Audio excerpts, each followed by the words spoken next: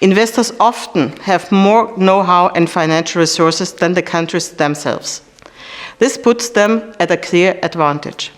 That is why the investment contracts that countries and companies conclude for major raw materials projects are not always fair. Connex was aimed at evening out these deficits and offering partner governments tailor-made multidisciplinary expertise to achieve fair and solid contracts that are equally advantageous for both sides. And now, with the G7 presidency back in Germany's hands again, a first chapter has been completed for Connex. And the record for the time since 2015 has been a very positive one. Connex has assisted 20 partner governments with 25 projects in mining, infrastructure, and renewable energies. Connex experts have provided advice in many ways on decommissioning mines in an environmentally responsible manner, renegotiating price models, and preparing international tenders. With support from Connex, the government in Panama renegotiated a contract with an international mining company. The new deal guarantees extra revenue of $375 million a year for the national budget for the next 40 years. In Liberia, the renegotiation of a pricing agreement for an iron ore project generated revenue of up to $17 million for the country, a 24% increase in revenues. These are real success stories. Infrastructure development is one of the priorities for the African Union Commission in terms of policy formulation, project coordination, and supporting promotion. Thus, the African Union Summit approved the development of the infrastructure mega programs projects as part of the Agenda 2063 flagship programs. The African Union Agenda 2063 has a wide and diverse scope of operations. Geographically, it concerns the whole of the African continent, covering all the 55 African Union member states. It is also far-reaching in its socio-economic aspects, such as the planned continental infrastructure development projects to be owned by all Africans, including African diaspora. The implementation involves as many African institutions, including new ones for its implementation. It's a continental strategy, rolling plan with short term of 10 years, medium term 10 to 5 years, as well as long term to 50 years component. When we start talking about climate change, etc., we have to consider the SDG number 7, which is universal access to electricity, which is a key to unlocking Africa's economic potential. The availability of electricity is critical to growth of industry, which in turn will increase production for domestic consumption, foreign exports, create more jobs, generate additional tax revenues, and ultimately result in increased development through the continent. I'm covering some of these projects, the major priorities within the continent, covering the different sectors, trying to link up with the aim of the Connex strategy. All these plans call for massive capital investment, both local and foreign. Since most of the governments in Africa cannot mobilize the necessary funding on their own, private capital is needed. Thus, there is a need for governments in Africa to adopt asset recycling. This will enable governments to unlock the capital they invested in profitable infrastructure, example, roads, power plants, airports, rails, and fiber optics networks. And this now brings the connection to the need to have this Connex in terms of supporting investment contract negotiations. Africa needs a lot of big investments in infrastructure, and for that it will need a lot of private investment. And for that it needs to make some commitments but it also needs to avoid some other commitments, because one of the main benefits of natural resources is the tax revenues they bring. And so it's very important to avoid locking into some things, but to make commitments to other things. So just let me explain that for a moment. Don't lock in too soon to things that are still very uncertain until they're resolved. For example, the energy price is very high at the moment.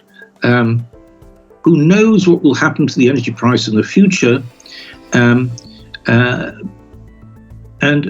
we can at least anticipate that these price changes will happen. We can't anticipate how they'll change, but we can build resilience by scenario planning, which says, suppose they went up very high, suppose they then went very low. What would we do? How would we structure contracts in a way that was mutually beneficial and yet satisfied all our constraints? So anticipating the future means don't lock into some contracts, keep them open. Right? And there's a danger that some contracts have been locked in too soon, and as a result of that, are now generating too much revenue for natural resource companies and too little for the country. So avoid such commitments, and where you're locked into them, find ways of unlocking.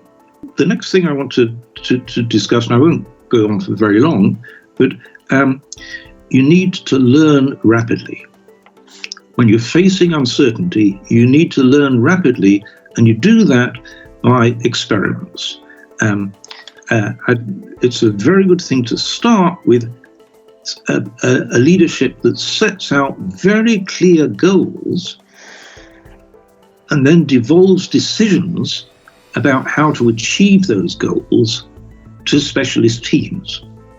And for capturing the benefits of natural resources, you need a lot of specialist teams that work in parallel with different experiments. Some things work well, some things work badly. You can learn both from the successes and the failures. In doing all this rapid learning, context is king. And by that I mean that local knowledge, the sort of knowledge that only people in a country, in Africa, can have, they have that knowledge, and so they have to have the agency for taking decisions, not teams in Washington or wherever. Foreigners don't know best.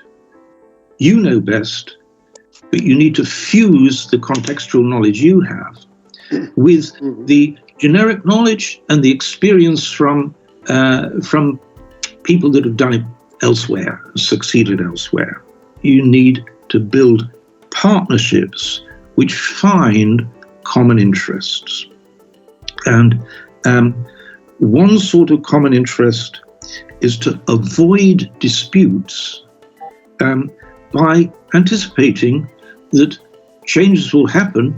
You can't know what the changes will be, but you know there'll be changes. Prices are volatile, for example. All sorts of supply shocks are coming along, as are happening at the moment. And so you need an environment which says, supposing these things happened, suppose that was a scenario, how would we avoid a dispute by finding mutually advantageous ways of solving that? And so anticipating change, the fact that there'll be change, coming together in partnerships that say, what would work for both of us? What would work for the company and for the government? And finally, rapid dispute settlement when they arise.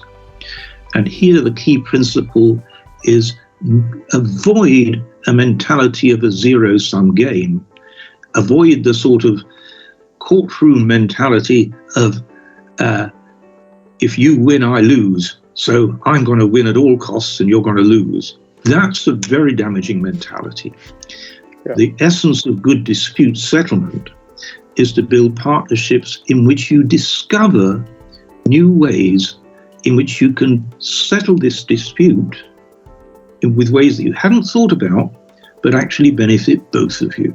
That's the principle of good dispute settlement. It's a technique, it's a skill doing that. And that's the sort of thing that Connex can bring. So I think Connex is an enormously important initiative. Nothing but what I'm doing here in Oxford here today would have kept me away from it, but congratulations.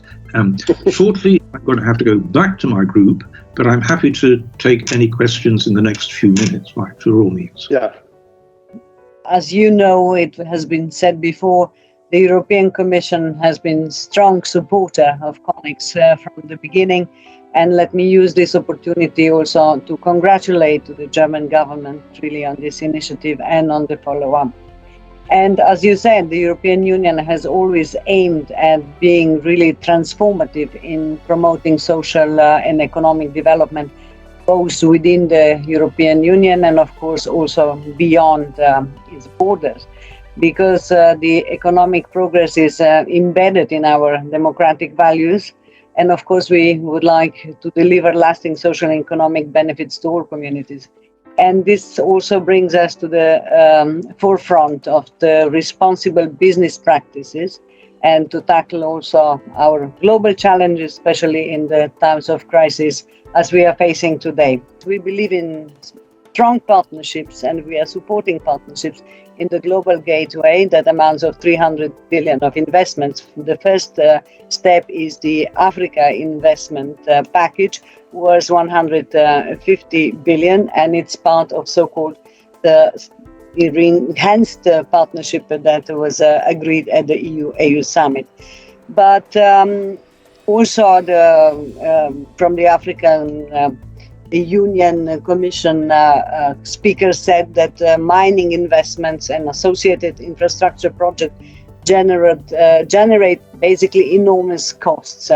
And as such, the transparent level playing field, accompanied by efficient regulatory and administrative processes, in particular on contractual requirements, is really vital for achieving transformative sustainable development based on the quality interventions. And therefore we support Connex because the well-negotiated contracts take into account the social and economic externalities. Those are key.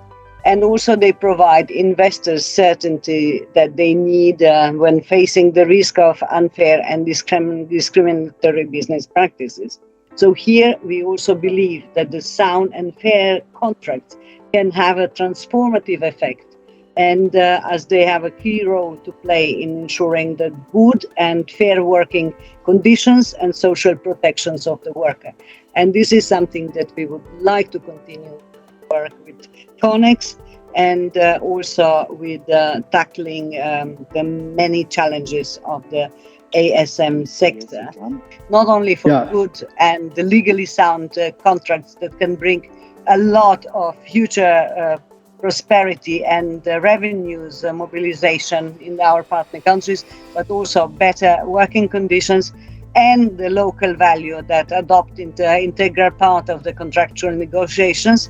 I think that this is the future, and the Connex.Initiative is central in all these partnerships that we are putting together. So we are therefore really looking forward to continue our cooperation with Connex and to improve the transparency, contractual obligations, governance, and transparency. So thank you very much.